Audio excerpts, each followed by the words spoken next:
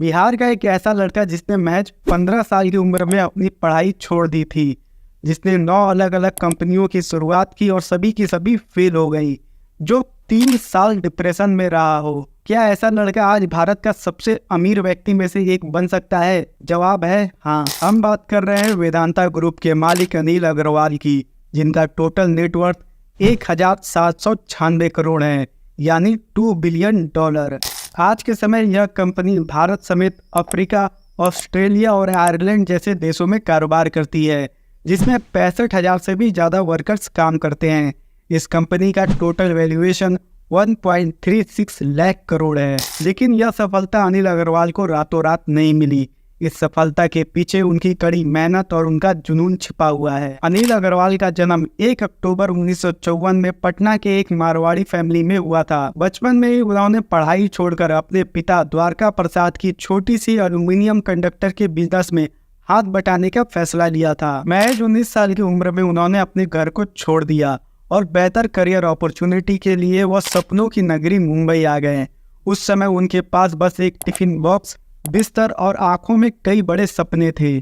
मुंबई आकर उन्होंने पहली बार जीवन में पीली टैक्सी और डबल डेकर बस देखी थी। क्योंकि अनिल अग्रवाल खुद एक छोटे से बिजनेस फैमिली से आते थे, तो उन्होंने मुंबई आकर नौकरी करने के बजाय छोटा मोटा कारोबार करना बेहतर समझा। उन्होंने मुंबई के मिटल मार्केट में एक छोटी सी दुकान से अपने कारोबार की शुरुआत की, लेकिन अभी भी उनके पास ना ज्यादा पैसा था ना ज्यादा अनुभव। लेकिन वह अपने सपनों को पूरा करने के लिए कड़ी लगन के साथ मेहनत करते रहे। शुरुआत में वह मेटल का कबाड़ बेचा करते थे, लेकिन किसे पता था कि मेटल का कबाड़ बेचने वाला यह लड़का एक दिन इंडिया का मेटल किंग के नाम से जाना जाएगा। धीरे धीरे उन्होंने मेटल की ट्रेडिंग भी शुरू कर दी।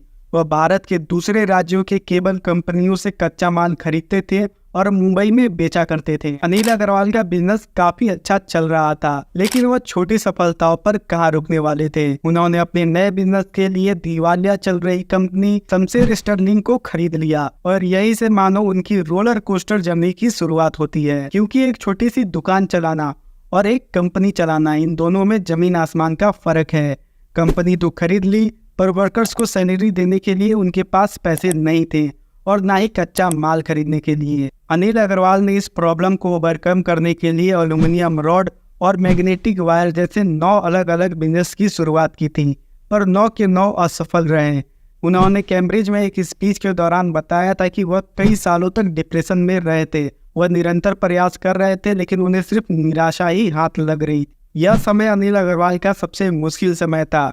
वह 3 साल डिप्रेशन में भले ही रहे थे, पर इसकी भनक किसी को लगने नहीं दी थी। दरअसल 1986 में भारत सरकार ने एक नया नियम बनाया था कि अब प्राइवेट कंपनियां भी टेलीफोन केबल बना सकती है, और इस नियम के 6 साल पहले ही अनिल अग्रवाल ने स्टारलाइट इंडस्ट्री नाम की एक कंपनी खरीदी थी, जिसका कारोबार कॉपर का ही था। 1990 में अनिल अग्रवाल ने कॉपर रिफाइन करने का काम शुरू किया।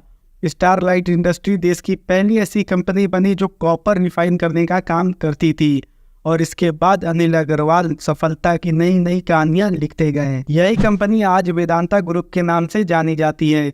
एक समय ऐसा था जब अनिल अग्रवाल के पास वर्कर्स को सैलरी देने के लिए पैसे नहीं थे, और 2003 में उनकी कंपनी इंटरनेशनल मार्केट को एक्सेस करने के लिए लंदन में अपनी ऑफिस खोल रही थी।